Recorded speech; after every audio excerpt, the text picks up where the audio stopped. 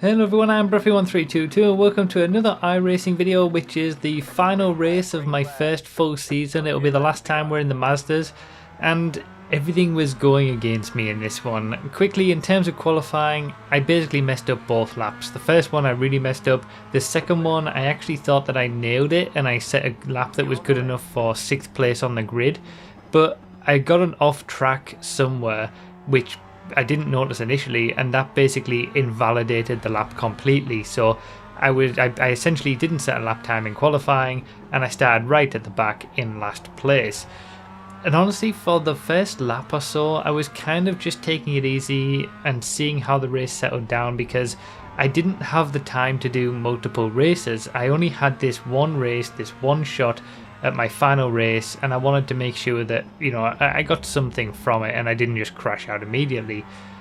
I had the usual 30 minutes of practice, and I wasn't even doing it on stream. This is all from, you know, nobody's seen this footage yet. You guys on YouTube are the first people who are seeing it, and yeah, I was literally just trying to fit in a race wherever I could. The leader, as you can see there, actually lost grip on the outside of the corner here and botched his decent lead there, so that was one position that I got. But yeah, like I said, everything was going against me in this one. Not only was I like rushing to get the race done, and I couldn't do it on a normal stream because I needed to go to a funeral the next day, and I was rushing to get all of that done. I had to fit this race in within a sort of 2-hour period, and I wanted to do it to say that I'd done every single round and every single race for this first season. It didn't really matter, you know, it wouldn't have made a difference if I didn't do it, because I still did enough rounds to get, you know, the points for the best 8 rounds that count, but I just wanted to do that. So yeah, I was already rushing. I obviously messed up the qualifying, but before even that happened, my wheel just randomly decided to stop working, only gave me sort of half input on the throttle. I had to restart the whole PC and troubleshoot it for about 10 minutes. Eventually I got it working, but that meant I only had about 15 minutes left of practice, and on a longer, more complex track like Laguna Seca, in comparison to some of the tracks that we've been doing throughout this series, that's not enough. That's not enough time to practice. By the way, there's another position that I got for 3rd place this time, made a mistake. Same sort of idea, but on the inside and spun around. So, you know, I'll take that. There's 2 positions, and I've just been doing my own thing. And often throughout this series, even with the little bit of practice that I've been doing, I've been close to the top splits pace and lap times in previous weeks. But this time I was well over a second and a half down at my best on what the top guys could do. Basically everyone in top split were doing sort of 1 minute 37s, some with low 1 minute 37s, and my best was a high 1 minute 38. So yeah, it was definitely a stressful race to participate in, and I had to just, you know, see what I could get from it.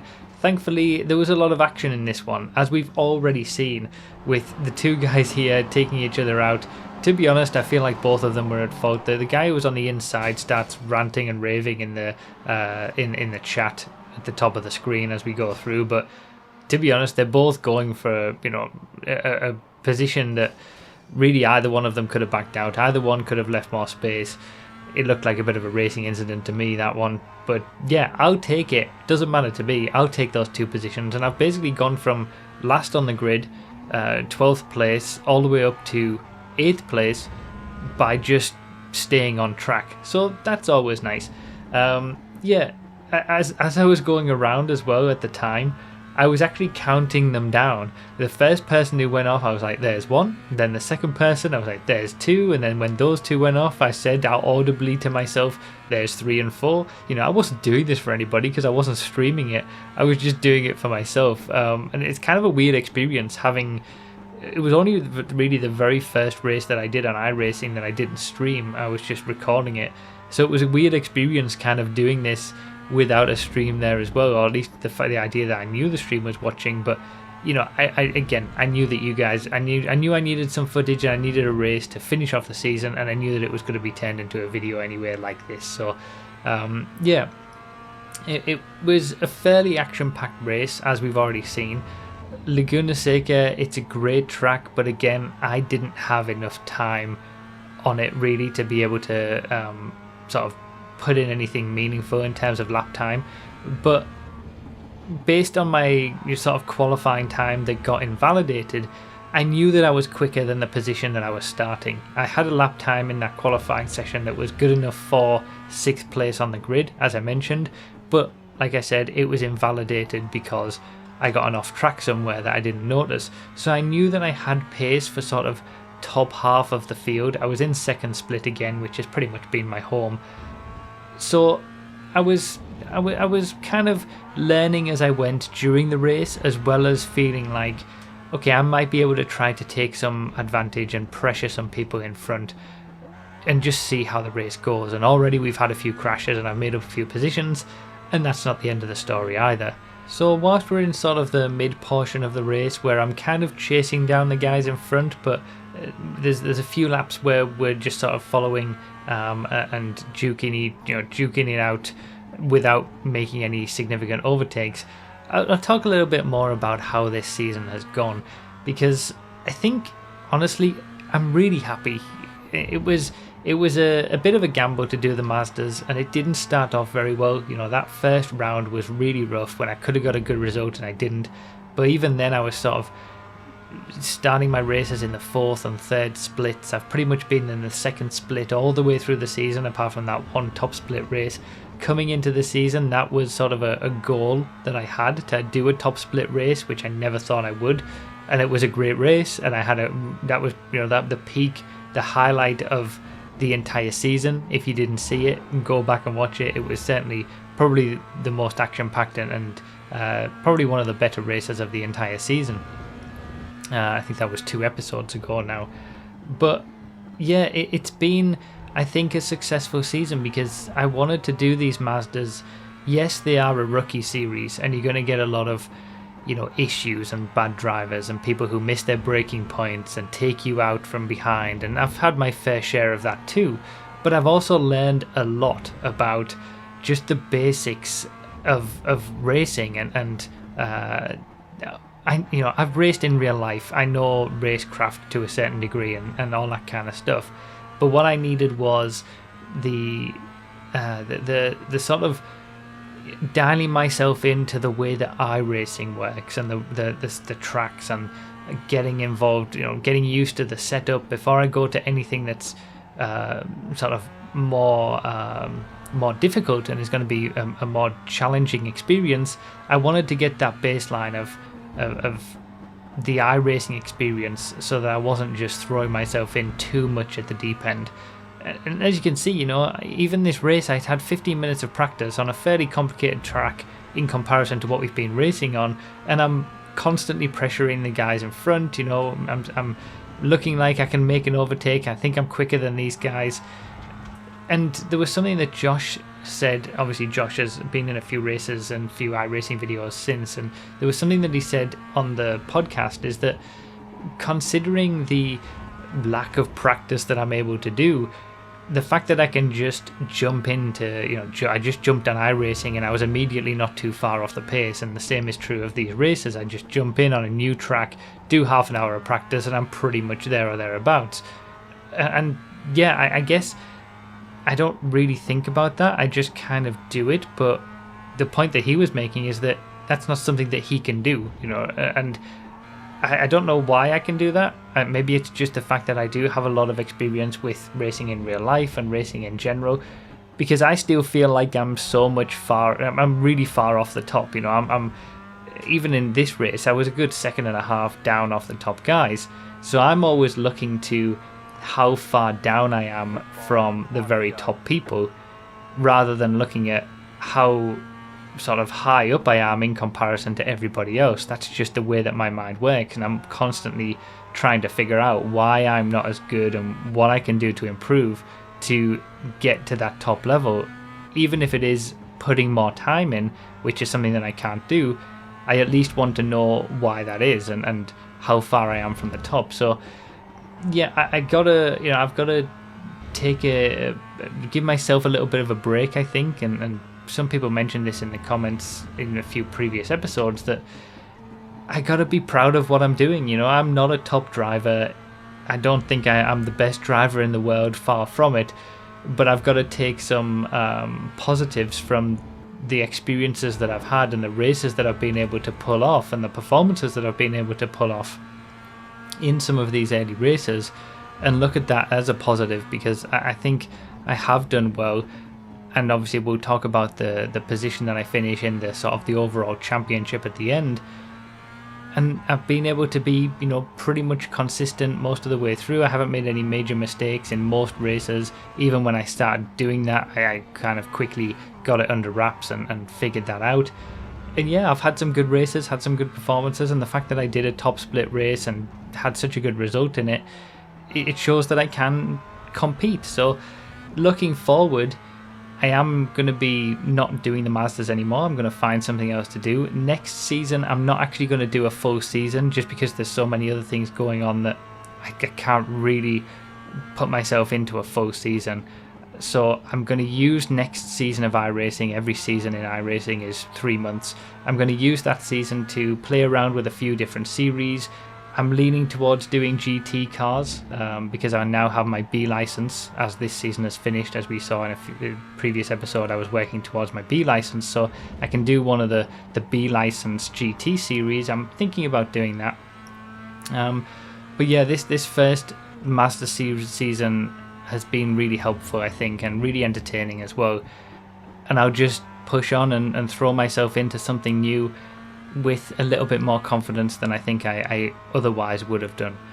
So this is the part of the race where it gets a little bit dicey. As you can see, the guy on the inside there, he goes for a move and hits the curb.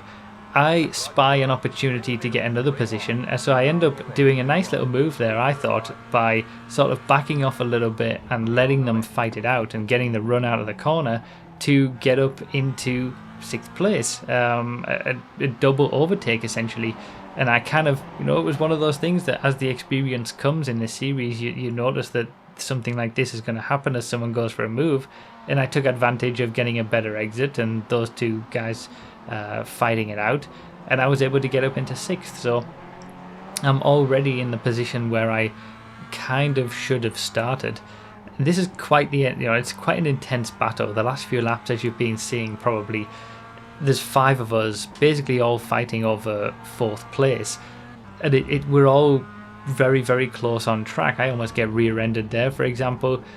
And you might have been noticing, if you've been watching and paying attention, is that the guy in 4th place right now, he's been all over the place for a long time. And at the time, like about now or even beforehand, I was thinking and I was predicting something's going to happen here, because the way that he's moving around the track, the way that he's not defending in the right way. You know, you're only allowed to make one move and all this kind of stuff. He's all over the place. So I predicted that something was going to happen, and lo and behold, of course it did. And at the time I thought it was probably because of the fact that he was just all over the place and he tries to, you know, defend late and gets caught out because he's all over the place. But in the end, as I look at the replays, it kind of looks intentional, honestly. The guy in 5th place looks like he just gets a better exit, but then doesn't try to make any avoiding action and just punts him out. Probably because he'd gotten so frustrated about the bad racecraft that the guy in 4th had been doing, being all over the road up to that point. But that doesn't really excuse it anyway, you know, he was still at fault. But again, for me, I'm just staying out of trouble. It's got nothing to do with me, just like the crash that happened earlier on. I'll take the position from that. It wasn't my fault. I was totally uninvolved. And I try to go for sort of a move up the inside here to have a look at least at 4th place. But there's also the guy, as you can see in the rear view mirror, right behind me. So I'm currently in 5th. You know, I always say top 5 is always possible when it comes to GTA races. And to come from the back of the grid to 5th, that's a really good result for me. And it was a great race, you know, a lot of action. So I was happy here, but I had to try and sort of, with 2 laps to go, temper my need to push on and try to get 4th, because I thought I was quicker than the guy who was in 4th. And as you see in the last 2 laps, I'm basically pressuring him all the way. But I had to temper that with not wanting to lose 5th place as well, because there's 2 people right behind me who are trying to get that 5th place back. So yeah, it was an interesting last 2 laps. It was a little bit intense, and I was kind of just trying to hold on to 5th place whilst also at least pressuring and having a bit of a look at 4th place. But yeah, overall I think this has been a really good season. I've been really happy with how I've done. This round actually didn't count, so a slight spoiler alert, but not really, because you don't know where I'm going to finish exactly yet. But the points that I got from this round weren't enough, and they weren't higher than my previous best 8. So essentially I could have missed this round completely and it wouldn't have changed my overall championship standings. But I wanted to just make sure that I'd done a race in every round this season. With it being my first full season, I wanted to sort of have it complete, and I'm glad I did this race because it was a fun one. It was exciting, and to come from the back of the grid to even be fighting in the top 5 positions was really good and really fun. So yeah, even though this hasn't affected my championship, we will talk about my championship right at the very end of the video, and I'll tell you where I came overall in the championship across basically 30,000 people who participated in the Mazdas. And I think the one thing that I really take away from that when you see it is the amount of races that I've done in comparison to everybody else around me. You know, I've done much less races than the majority of people who are around my sort of finishing position in the championship, and I've still managed to get those points and still managed to get those good results. So yeah, I've got to take the positives from this. I've learned a lot from this season, and I'm going to take that into whatever I choose to do next. Like I said, it's not going to be the Mazdas, and I'm not going to be doing a full season next season, but I am planning to do a full season for the season after that. So there'll be some iRacing videos showing my sort of exploration into different cars and different series, and then we'll go back to sort of weekly videos when I figure out which series I'm going to do. Feel free to leave me some suggestions. I'd like it to be well populated, to be honest. I wouldn't just want to do something that only has sort of 10 people racing every week. But yeah, whatever I do is going to be a step up from the Mazdas, and I'm looking forward to giving myself that challenge again, and yeah, pushing on and testing myself even further. So yeah, we're on to the last few corners of the last lap. I'll leave it to play out, and then I'll come back to talk about my standings in the championship.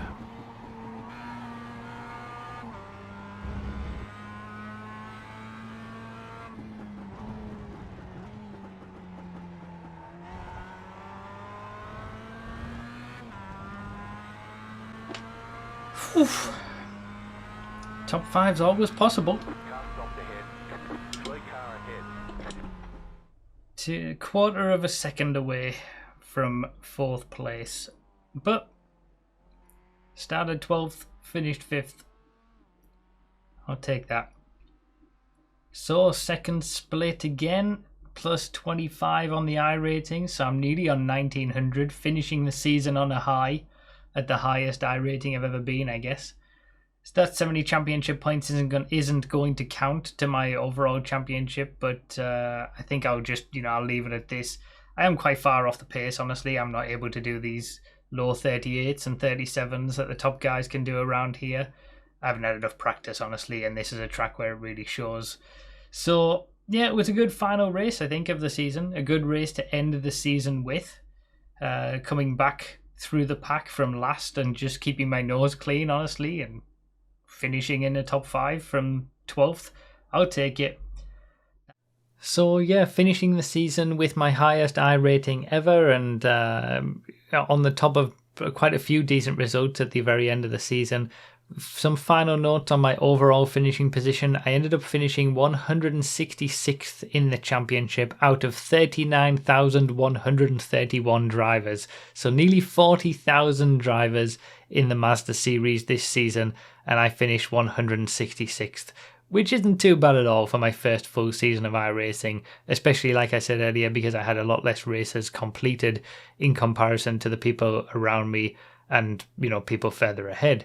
Speaking of people further ahead, my points total was 669. The top guys in the standings all had points in the 1,200 range. So it's crazy the difference from even the top to just outside the top 100. But that's the beauty of this. There's always improvement to be made, and we'll see what the future holds. Thank you again for continuing to enjoy the iRacing videos. There's going to be plenty more. Let me know all your thoughts on this first full season that I've done in the comments down below. Have you enjoyed it, and what's been your favourite race and all that kind of stuff. Thank you guys so much as always for all the support, and I'll see you next time.